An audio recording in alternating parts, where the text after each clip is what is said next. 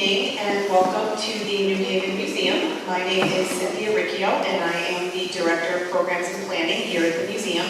Tonight we are so happy to present a demonstration and exploration of art and history with artist Ricardo Gutiérrez titled From Canvas to Legacy, the Artistry of William Lanson's Portrait. Gutiérrez will highlight the processes behind the creation of his portrait of Lanson, a 19th century New Haven civic leader, entrepreneur, and engineer who was elected Black governor in New Haven in 1825, a title reserved for African American community leaders throughout New England in the 18th and 19th centuries, and whose monument in the Elm City was dedicated in 2020. Lanson's story is one of resilience, ingenuity, and determination in the face of adversity, and it serves as a poignant reminder of the power of individuals to effect change and inspire others, as Ricardo has said. Born in the colorful town of Apartado in northwestern Colombia, Gutiérrez developed a love for art while watching his father, also an artist, working in the home studio. His current work is largely influenced by the indigenous and Afro-Colombian cultures and the natural surroundings he encountered in Colombia. He moved to the city of Medellin to study graphic design, communication and advertising, visual design, and digital art. He began his career as a corporate image consultant and was involved in fashion and design media, where he gained new knowledge and experience in the Colombian art world. He came to New England for a temporary work project and fell in love with New Haven. His current focus is on visual art on canvas, as well as some interior design projects in Connecticut and Washington, D.C. So I am going to welcome Ricardo, but I am first going to bring up Emma, and she is going to continue.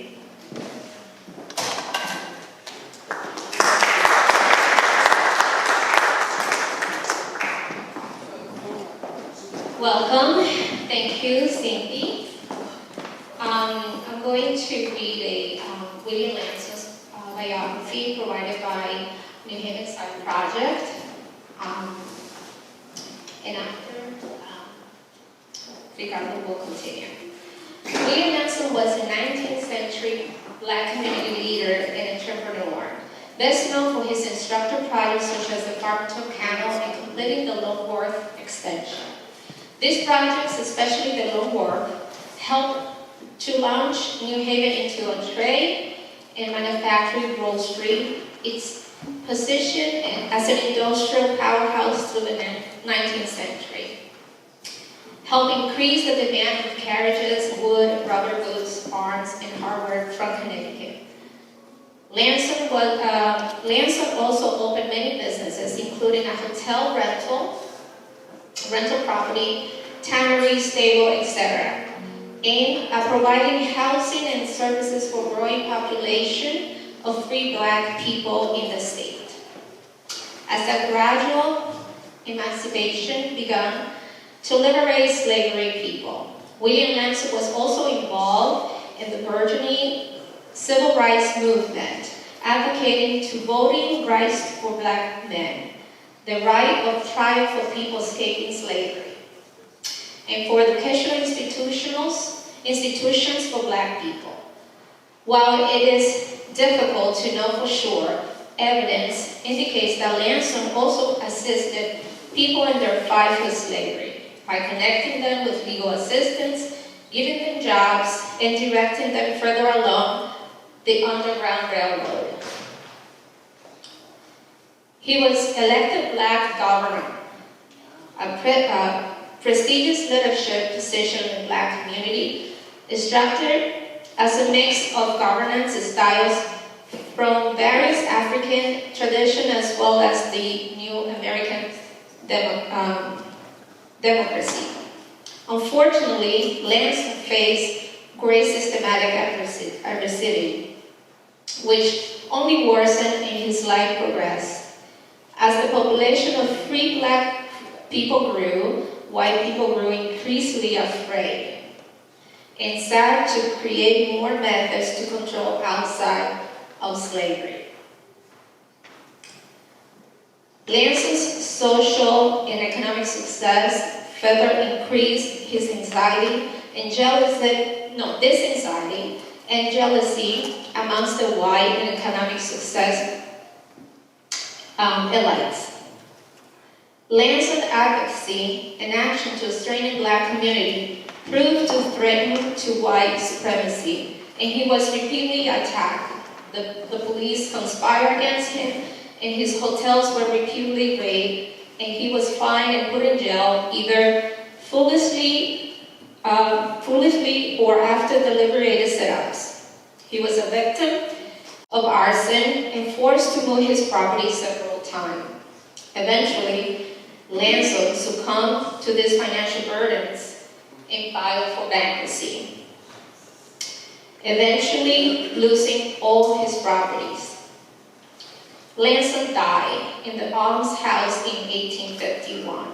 For a long time was erased from New Haven's history. I found myself captivated by his resilience, vision, and unwavering commitment to progress, despite facing immense adversity. Through extensive research and introspection, I discovered a profound connection to Lanson's journey, a connection rooted with shared values and shared belief in the power of perseverance and innovation. This connection fueled my artistic vision, guiding my choice of media and style, as I sought to capture not only his likeness, but the essence of his spirit. The process wasn't without its challenges yet, and each obstacle only strengthened my resolve to do justice to Lanson's legacy. And now, as I stand before to the completed portrait, I see not just a representation of a historical figure, but I just hope that my artwork can inspire, it can illuminate other new generations. Thank you everyone for being here. My name is Ricardo Gutiérrez, and I'm the author of King Lanson's portrait.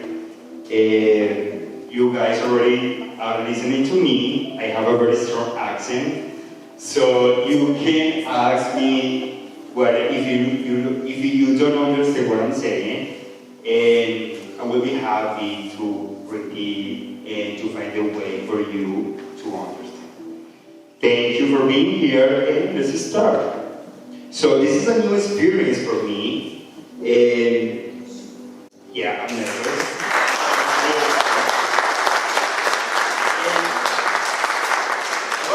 Talking about experiences, that's how they see life.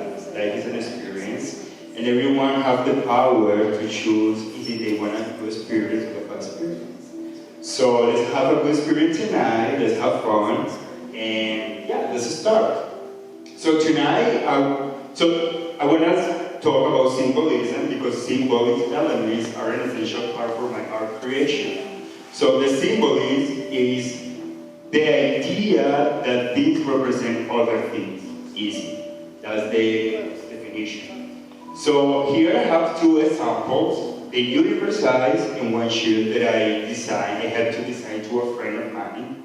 The universe size, so we can see that is an atom. But it can be also a planet, and also can be a celestial body.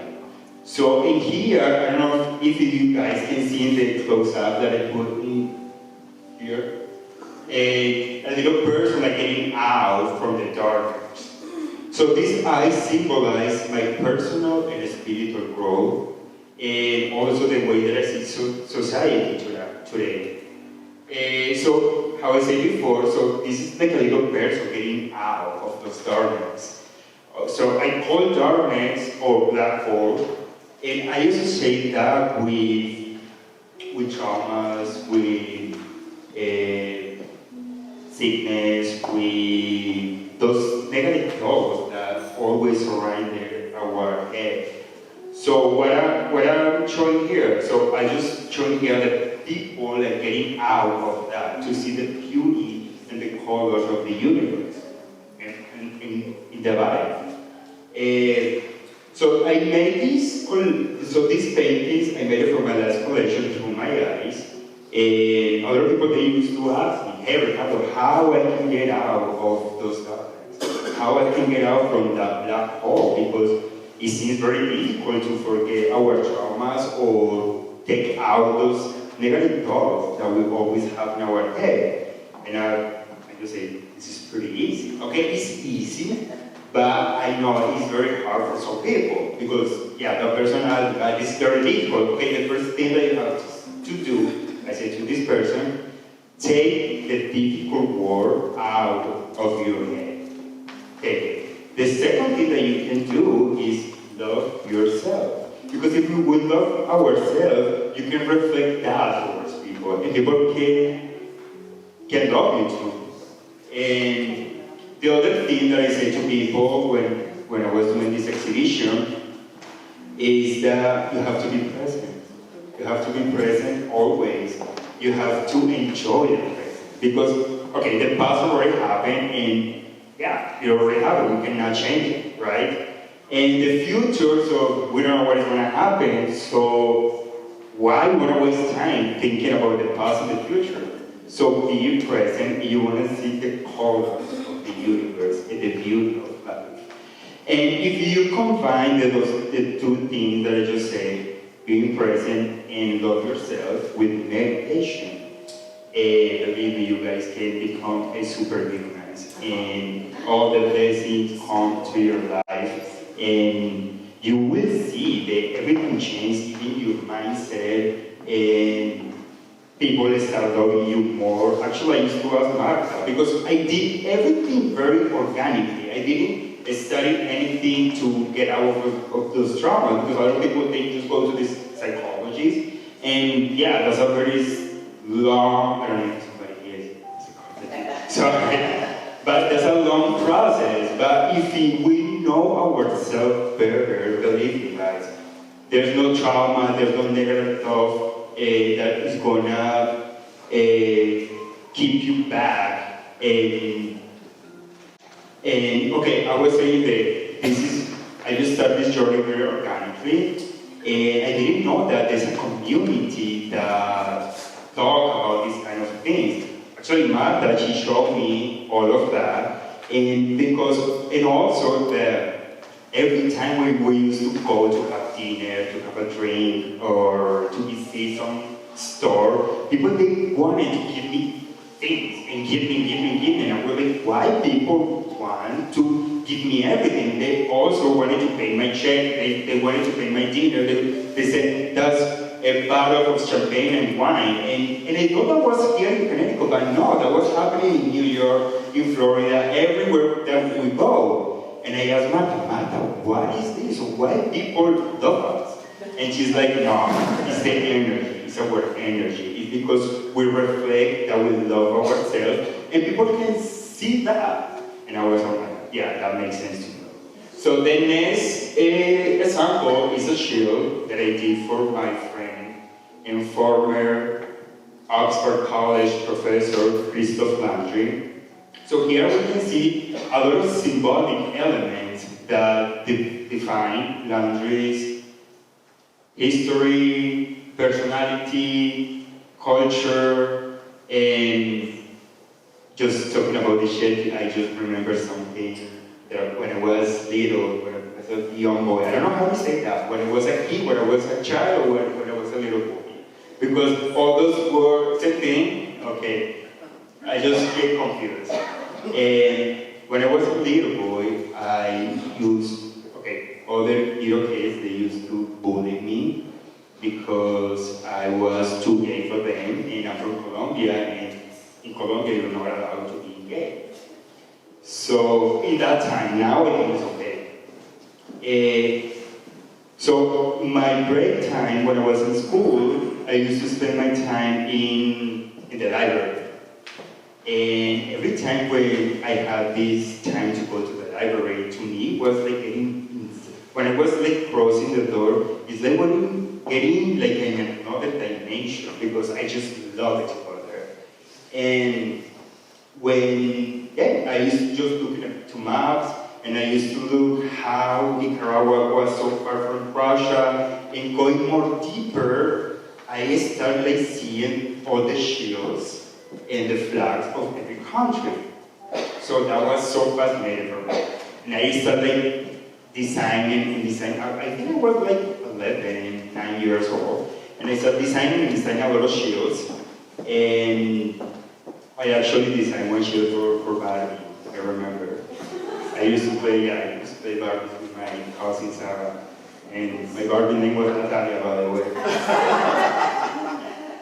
So, yeah, and when I was on vacation, because the library, they closed in school, so I didn't have that opportunity to see maps and to see countries. And I was, oh my God, Ricardo, what am I going to do now? Because I get bored so easily. And I create my own world, and I create my own maps, and I design every map that I create, I design a shell, I design a flag, and yeah, the names of my countries, they were my mom's name, my last name, my pet name, and yeah, so for me, that was so fascinating, and I enjoy it just designing shells. I did hundreds and hundreds of shells for every single member of my family. I designed a shell for them. So okay, let's start with William. So how I got to know William Lanson?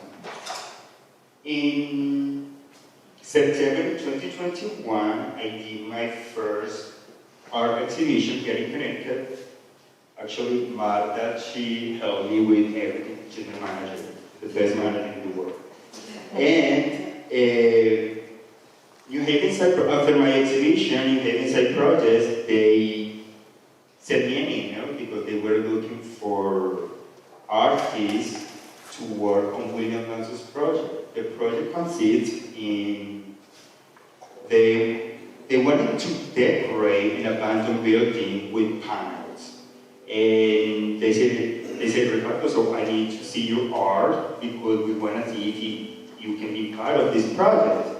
So we went to my gallery, it was in North Haven, but that year, and yeah, he came, the project manager, he came with his assistant, Sarah, I think was her name, and yeah, they got in the gallery, and she said, the assistant, she said, I don't think that his artwork is gonna work for what we're looking for. And I was, oh my God.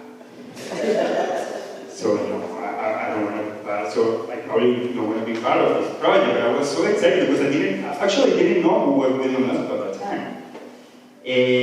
But the project manager, he was so serious and looking all my paintings around, and he just was focused on two paintings, two big paintings that I did indigenous. And he was just looking to those paintings. And I was next to him looking at him, and he was totally inspired to do this. And he was looking at the paintings, and I was like, okay, so, no. If it's not for me, it's not for me, And he looked at me, and he said, I love it. And yeah, you're in. I want you to work with us, and we want to send you all the information for William Lanson's project. And I was very excited. I was so happy. And I went to my computer after this meeting, and I was looking for William Lanson images, for a picture, for something, and didn't find anything. The only visual image that I found was the statue, the artist, Dana King, and yeah, so they sent me the emails, and I started reading his biography. When I read it, I was like, okay, so I have to read like 5 times because you guys know English is my second third language. So I just wanted to make sure if I was understanding everything. And yeah, I was like, oh my God, poor guy. So no, yeah, he touched me very, very deeply. And I started with this sketch. So here we see William behind bars, symbolizing his time in jail. So when I finished this sketch, I wanna lie, I feel sad. I feel very, very sad because I don't wanna see William that way. Like I destroyed William. I just wanted him to succeed. I wanted him to see that you guys see him as a winner. And yeah, so I just keep it because I don't know. So as a designer, every time when I just spend more time to a design, when I have to do a proposal, so I spend more time to do one design and I don't spend too much time to do the second option. But all my clients, they like the second option. They don't like the one that I really put all my work. They just like, okay, so, and I just keep it because probably in the inside project they will not like this one. So I start drawing another one. This is the second sketch. And when I did this, so here we see William in command on the front. Behind him can be two slave people or two people supporting his leader. So I tried to do New Haven in the back. That might maybe look New Haven and the steamboat representing and symbolizing so New Haven become a industrial house after the expansion of World War, so that's symbolize the steamboat. So when I was doing this one, side project, New Haven side project, they sent me an email with the measurements of my panel. And the panel was a rectangular panel. And yeah, that was the perfect shape for this painting, and I was so excited because it looks so nice. Can you imagine this with colors? I don't know, I think that would be great. But unfortunately, the project never was realized. I think the concept, I think they sent us an email and they said why the concept, I don't know, I don't know if this happened to you guys, that somebody say and repeat things and you pray don't say that information. So that happened to me. So it's because I think that I feel that even though the project wasn't realized, I just feel that I want to do something for William Lanson. So I was very stressed out, I was tired because I did an exhibition, and also I was doing a lot of interviews in English and Spanish, so that was kind of, I don't know, I just get nervous when I have to talk in English because it's not my first language. So in the same year, by November in 2021, I resumed transcendental meditation, TM, because I needed that. I needed to have a break for everything. Because when you do an exhibition, believe me, people they think, oh no, that's so easy. They just put paintings all around a gallery and that's all. No. This is very, very, you get tired. And right now that is oh my God, it's a lot of work. And our exhibitions are beautiful. They're very, very beautiful. So I was doing a meditation, and also I remember that I was having coffee in my balcony, and I was listening to a podcast of Oprah Winfrey. She said that she has a painting, and also I was thinking to create something that can help me with my spirituality. I wanted to create a painting that can inspire me in my daily day. So until I heard this, Oprah, she said that she owns a painting for more than 30 years. This painting holds the higher bidder, highest bidder. Okay, I say well. And the painting shows a slave woman holding her daughter in the auction block. And this painting is in the center of her house because it's symbolic for her. And this painting every day reminds her from where she comes from because she doesn't want to forget it. So when I heard this, William Lanson came to my mind. And this led me to make the decision to paint William Lanson for myself, without knowing that the paintings would end up here at the museum. And yeah, how I can have an inspiration with someone who did great things in the city that we're in right now, no? And yeah, I decided to paint with them for myself, and this is the result.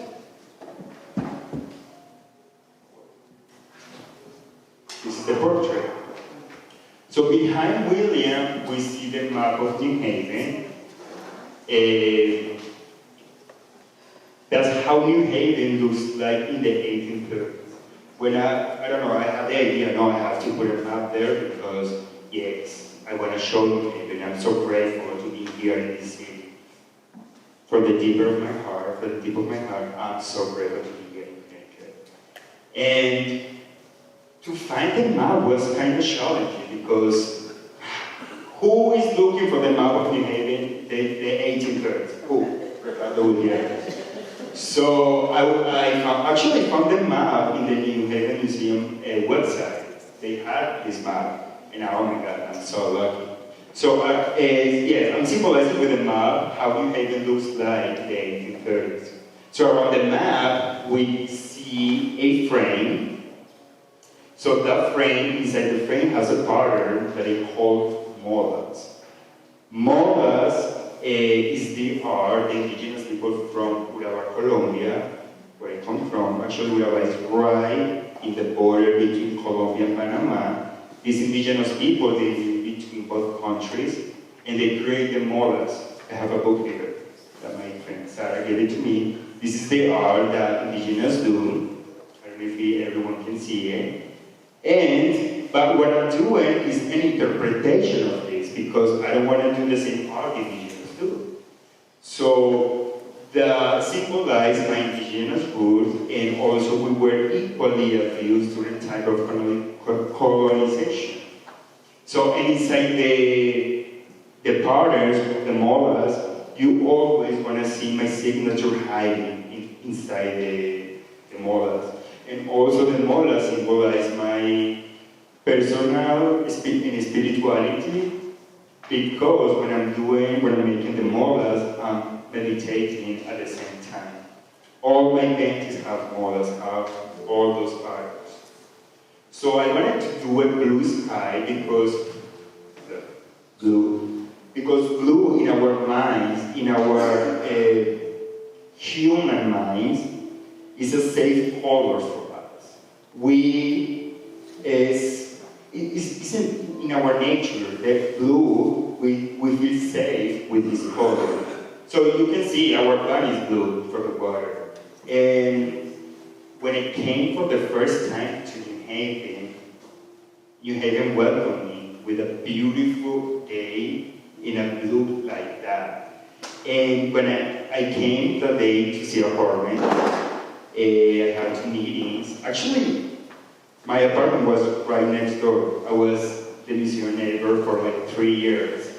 And when I got out of the train station, I noticed the Connecticut Park Place, they have the same blue and white gradient. And that made me feel like I was home. That made me feel like I was safe in Connecticut. So that is very symbolic for me, very personal, the blue. I just call it the Connecticut blue. And so we see the steamboat. I brought from the second sketch, I brought the steamboat here. Symbolizing the new markets and the, how do you say this? For the expansion of lumber. And so with the steamboat, I wanted to look like stencil graffiti design. I don't know if you guys know what's a stencil. Stencil is a method that a lot of people know, but maybe some people don't know. It's a method that you create a template and you put it to a surface, and then you spray the painting, and then you take out the template and you design. One of the more famous artists is Lanson. It becomes very popular in the 60s, but I know that this method comes from more years before. I think the first stencil design was in China. And also my father is an artist, and he used to use this method with all his creation. He used to create like huge, big advertisement signs, and he used to use this method. But I didn't create a template to make the bow. The bow was made by hand. I just wanted to give a contemporary and modern touch to the painting. So we see William in the front with an upright posture and athletic older man who displays wisdom, strength, and resilience. I wanted to add with resilience. And actually, I don't know, we cannot see it here, but I add the scarf the artist Dana King did for William Lanson statue, symbolizing his time, his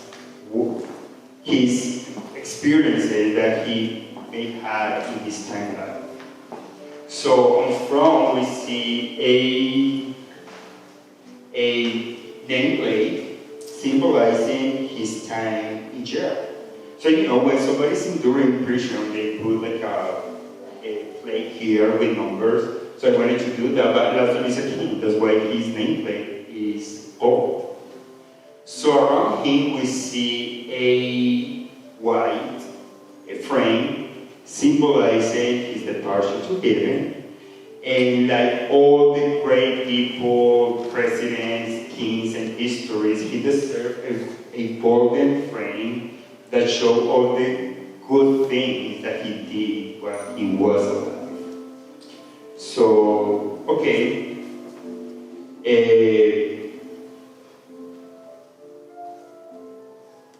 I want to finish my speak with something that I wrote. Sorry, I have a little bit here. As the artist behind the portrait of William Lanson, my foremost aspiration is for the public to recognize and appreciate his remarkable legacy. Through my portrayal, I aim to capture not only Lanson's physical likeness, but also the essence of his character and profound impact he had on society. His story, one of resilience, ingenuity, and determination in the face of adversity, served as a poignant reminder of the power of individuals to effect change and inspire others. I hope that my artwork sparks curiosity, dialogue, and reflection about Lanson's life and contributions, fostering a deeper understanding of history and commitment to justice and equality.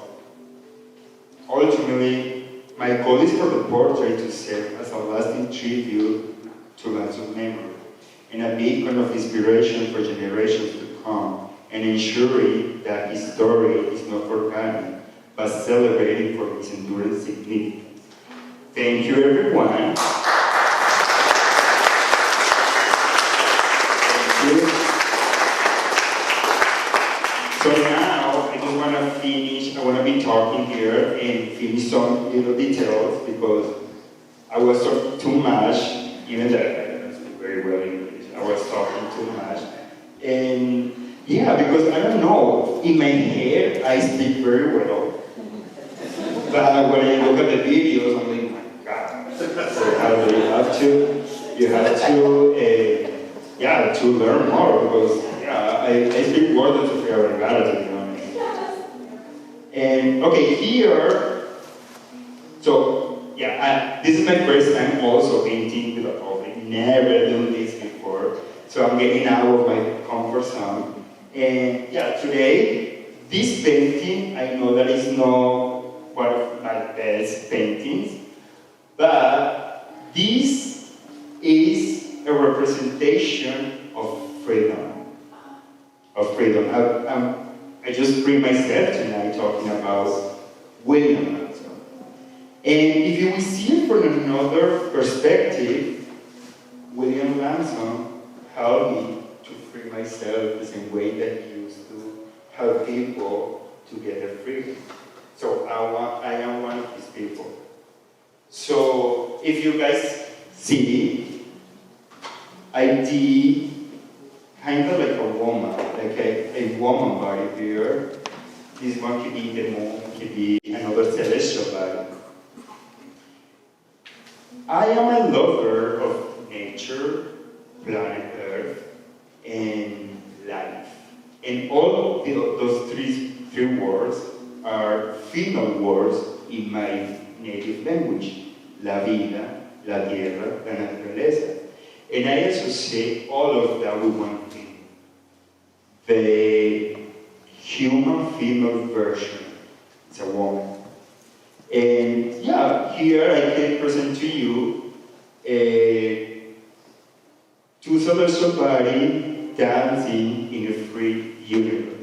Thank you all.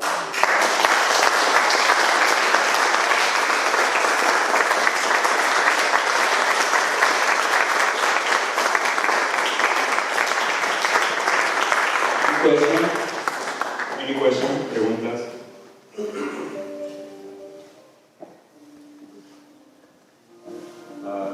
I don't have a question. I just want to say that was a fantastic presentation. Thank you so much. Thank you.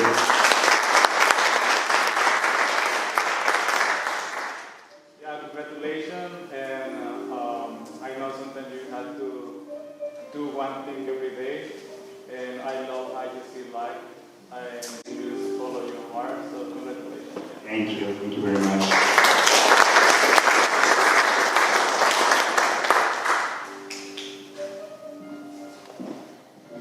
Thank you everyone for the support. Really appreciate it. This is the first time, and I think I have to say I'm fan number one. Okay.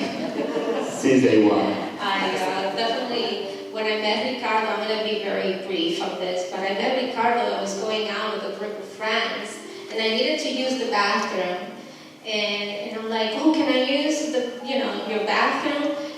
He was part of the group that we were going out to eat.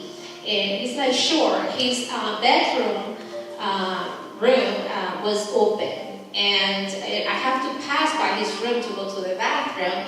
And I saw this beautiful painting of an indigenous woman. And I was like, oh my gosh, who painted this? What did you buy this? Fall in love. And he said, I did it in my free time. And I'm like, you paint?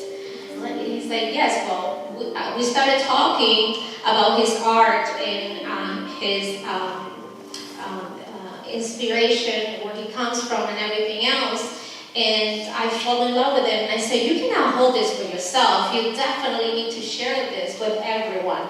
Art is definitely something that I truly believe that can help people to be inspired, to be positive, to be resilient, to look forward, to enjoy life even when tough times comes. I thank Ricardo for allowing me to bring out with all the craziness, and also thank you to Cami and her team, MCM Marketing. And I invite everyone to go to Jack's. We're going to be there having dinner, and they were our sponsor. And lastly, thank you to New Haven Museum, Cynthia, for the beautiful opportunity. This is our first time doing something like this, and I hope not the last. I hope not. I just want to say to everybody, thank you so much for coming tonight, and that was like so fantastic. It almost brought me to tears. I need you to practice more English. Well, Sofia Vergara is pretty rich, so and with that strong accent, you're not bothered with